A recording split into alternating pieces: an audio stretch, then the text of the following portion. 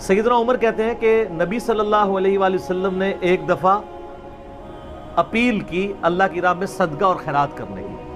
مختلف غزوات کے موقع پر آپ صلی اللہ علیہ وآلہ وسلم یوں صدقے کی اپیل کرتے تھے کہ اللہ کی راہ میں خرچ کرو. سیدنا عمر کہتے ہیں کہ میری فائنینشیل پوزیشن اس وقت اتنی زبردست تھی کہ اس سے پہلے کبھی نہیں تھی. تو میں دل میں یہ سوچ رہا تھا آج تو میں ابو بکر کو پیچھے چھوڑ دوں گا. ہائے ہائے، آپ دیکھیں کمپٹیشن بھی کس فیلڈ میں ہے کہ میں آج اتنا مال لے کے جاؤں گا کہ ابو بکر کو پیچھے چھوڑ دوں گا. کہتے ہیں میں نے اپنے گھر کا مال آدھا کیا، آدھا مال گھر والوں کے لیے رکھا اور آدھا میں سمیٹ کے نبی علیہ السلام کی مبارک قدموں میں، اور دل میں سوچ رہا تھا آج تو میں ابو بکر سے آگے نکل جاؤں.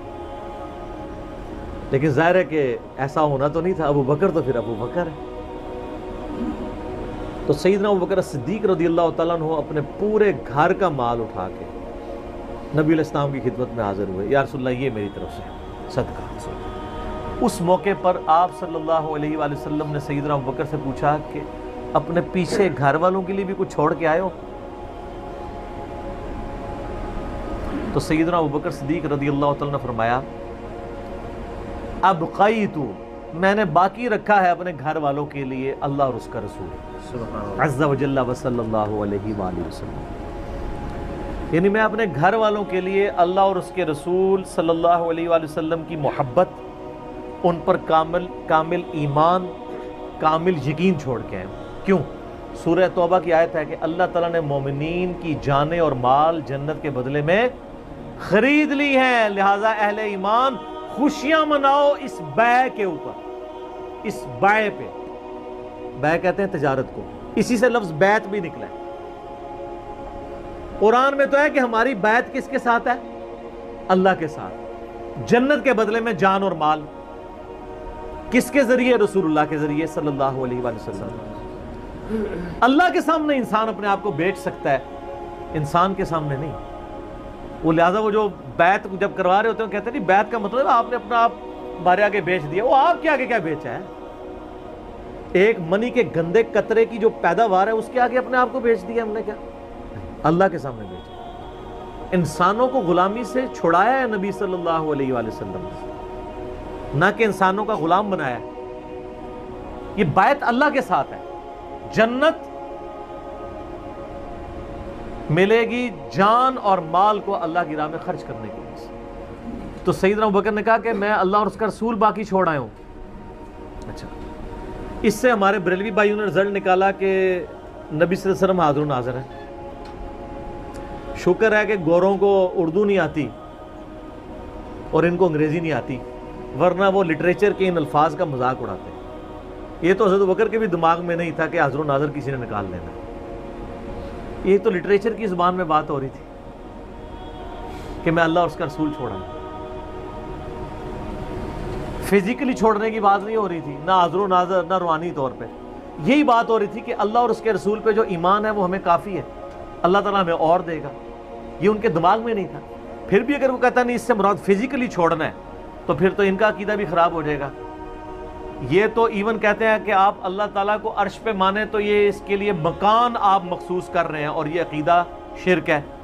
حنفی کہتے ہیں، وہ کہتے ہیں اللہ تعالیٰ زمان و مکان سے پاک ہے.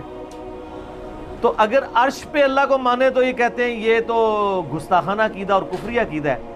اور حضرت ابو بکر کہہ رہے ہیں میں گھر میں اللہ کو چھوڑ کے آیا ہوں. تو گھر مکان ہے کہ نہیں؟ تو ان کے نزدیک تو حضرت ابو بکر بھی پھر کافر ہو جائیں گے نعوذ باللہ، کیونکہ انہوں نے بھی تو مکان ثابت کیا نا اللہ کے لیے. کہتے ہیں نا اللہ نہ مکان ہے، اللہ کے لیے کوئی مکان نہیں ہے. یہ میں ان کا عقیدہ بتا رہا ہوں.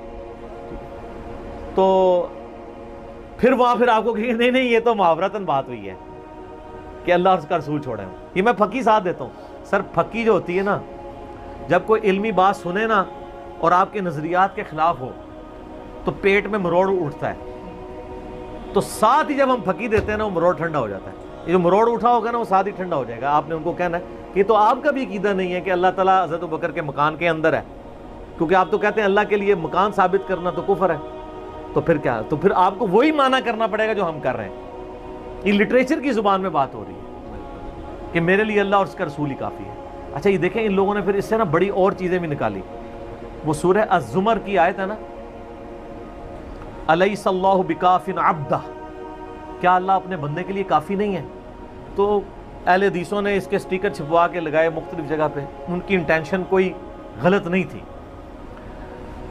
لیکن اب جو بزرگوں کے بابوں کے ماننے والے ہیں انہوں نے کہا کہ جی جناب یہ تو مصیبت کھڑی ہو جائے گی، ہم نے تو بزرگوں کو بھی پکارنا ہے، یہاں تو صرف اللہ ہے، حالانکہ انہوں نے یہ نہیں دیکھا یہ تو قرآن کی آیت ہے، سورہ الزمر کی پارہ نمبر 24 کے پہلے صفحے کے اوپر، الیس اللہ بکاف عبدہ، کیا اللہ اپنے بندے کے لیے کافی نہیں ہے؟ انہوں نے اس کے مقابلے پہ سٹیکر چھاپے کہ میرے لیے اللہ، اس کا رسول، بزرگان دین، فلاں فلاں فلاں، جتنی وہ انہوں نے لگانی ہوتی ہیں نا وہ کافی ہیں، اور نیچے حدیث لکھی کہ حضرت بکر صدیق جب گھر کا سارا سامان لے کے آئے تو نبی علیہ السلام نے پوچھا باقی کیا چھوڑ آئے ہو؟ تو انہوں نے کہا میرے لیے اللہ اور اس کا رسول ہی کافی ہے۔ پہلی بات ہے یہ حدیث کے الفاظ ہی نہیں ہیں، انہوں نے کہا تھا میں اللہ اور اس کے رسول کو چھوڑ آیا ہوں، اس کا بالمفہوم ترجمہ آپ بنا سکتے ہیں، لفظی ترجمہ یہ تھا، لیکن چونکہ انہوں نے کافی کے مقابلے پہ کافی کرنا تھا نا تو ترجمہ چینج کیا، پہلی تو یہ ڈنڈی ماری، اور وہ تو اب ڈنڈی ہم نے اللہ کے فضل سے ختم کر دی ان کی، میرا اس پہ کلپ بھی ایک ریکارڈ ہو چکا ہے، میرے لیے اللہ اور اس کا رسول کافی ہے۔ ہم مانتے ہیں اگر آپ دینی تعلیمات کی بات کریں تو ہمارے لیے اللہ اور اس کا رسول، نبی علیہ السلام کے صحابہ، آپ کے اہل بیت، تابعین، تبع تابعین، صحیح العقیدہ مسلمان سارے ہمارے لیے کافی ہیں، لیکن یہ تقدیر کے معاملات کی بات نہیں ہو رہی ہے، علم دین کے پوائنٹ آف ویو سے بات ہو رہی ہے۔ جب تقدیر سے کوئی چیزیں ریلیٹڈ ہوں گی پھر صرف اللہ کے ساتھ خاص ہے۔ یہ وہ ان معاملوں میں بھی کر رہے ہوتے ہیں کہ غیر اللہ کو پکارا جائے، یعنی آپ جو اللہ کے ساتھ عقیدہ رکھے ہیں نا کہ اللہ تعالیٰ آپ کی مشکل پریشانی حل کرتا ہے، ایاک نعبد و ایاک نستعین، وہ یہ عقیدے اپنے بابوں سے ریلیٹ کرنے کے لیے نا تو یہ پھر چیزیں گھڑتے ہیں اور اس میں اس طرح کی پلی لیتے ہیں۔ تو یہ سیدنا بکر صدیق رضی اللہ تعالیٰ عنہ نے جن معنوں میں کہا وہ معنی یہی تھے کہ ہم اللہ اور اس کے رسول عز و جل و صلی اللہ علیہ وآلہ وسلم کے ساتھ اپنی محبت کو وہ سرمایہ سمجھتے ہیں کہ دنیا کے مال اس کے سامنے کوئی حیثیت نہیں رکھتا، اور یہ حقیقت بات ہے میرے بھائیوں۔ اس امت میں سیدنا ابوبکر صدیق رضی اللہ تعالیٰ عنہ کی مبارک ذات نبی صلی اللہ علیہ وآلہ وسلم کے ساتھ اور اللہ کے ساتھ کمٹمنٹ کی ایک اعلیٰ ترین مثال ہے۔ صحیح بخاری میں حدیث ہے، نبی صلی اللہ علیہ وآلہ وسلم نے فرمایا مجھ پہ مال اور وقت کے اعتبار سے تمام مخلوق میں سب سے زیادہ احسان ابو بکر کے ہیں۔ دو ہی چیزیں ہو سکتی ہیں نا، یا آپ کسی کو اپنا مال دے سکتے ہیں یا وقت زندگی، آپ بھی وقت دے کے یہاں بیٹھے ہوئے نا، یا مال خرچ کریں گے یا وقت، ایون جو مال بھی آپ خرچ کر رہے ہیں وہ بھی وقت ہی ہوتا ہے کیونکہ وقت لگا کے آپ نے مال کمایا ہوتا ہے۔